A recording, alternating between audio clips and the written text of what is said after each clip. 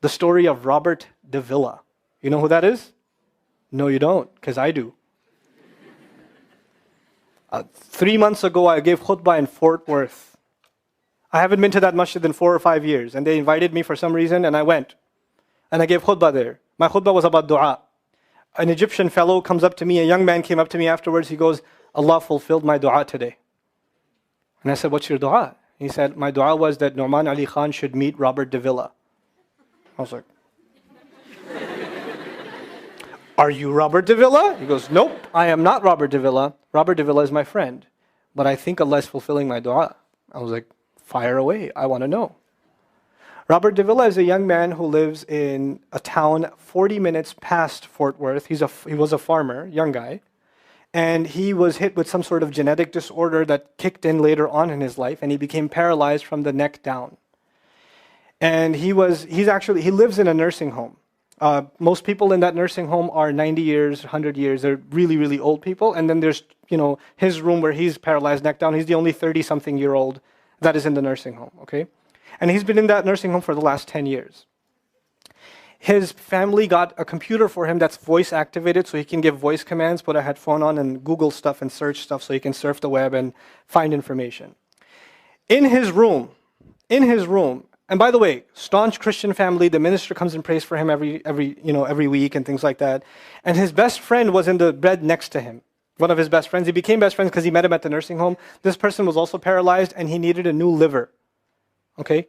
A liver transplant. He was waiting for a liver transplant. And they used to talk about, God and things like that all the time. They were good friends. Finally, his best friend got a call that there's a donor available for the liver. So he's so excited. He goes, Robert, I'm going to miss you, but I'm going. I've got a donor.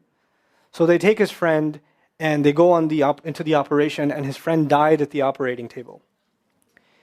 Now his friend, who's also a Christian, the deceased friend, his sister, took one of the amulets of his friend, a crucifix, and she gave it as a gift to Robert.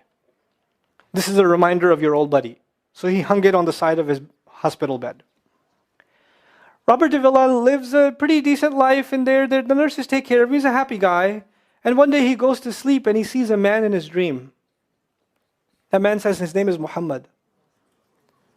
And he says, pointing at the crucifix, God did not send messengers so they would worship the messengers. God sent messengers so you could worship God.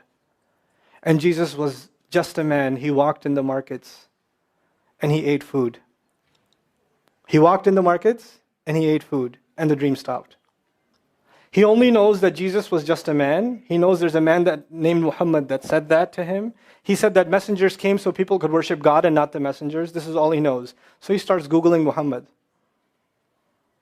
He finds Islam. He takes Shahada. When he takes Shahada, he wants to learn about the Quran. So he goes on these chat sessions and finds somebody needs to teach me Quran. He finds a brother in Egypt that he gets together with on Skype to try to learn Arabic. Learned the Arabic alphabet. Once he learned the Arabic alphabet, he learned to recite the Quran. He memorized 10 surahs from his hospital bed. Then he said, I'm beginning to memorize the Quran, and I'm beginning to learn about this prophet, but I need to understand the Quran. So he starts Googling how to understand the Quran. And for some reason, he ends up on my videos. And he starts watching my stuff. And he watched almost everything. And then here's the kicker. In the nursing home, there was an Egyptian fellow that used to come in and do some repair work. The Egyptian fellow has his own awesome story. The guy had basically lost faith. He wasn't religious. The nearest masjid to him was 50 miles away. So he didn't really go to Jum'ah much anymore. But he felt a spiritual void, so he started going to the church just to feel closer to Allah. Raised Muslim. He goes to the church just to feel closer to Allah. He's passing by Robert's room one day and he hears وَالْعَصْرِ إِنَّ الْإِنسَانَ لَفِي خُسْرٍ. So he walks into his room and says, Robert, what are you listening to? Robert says, nothing. That was me.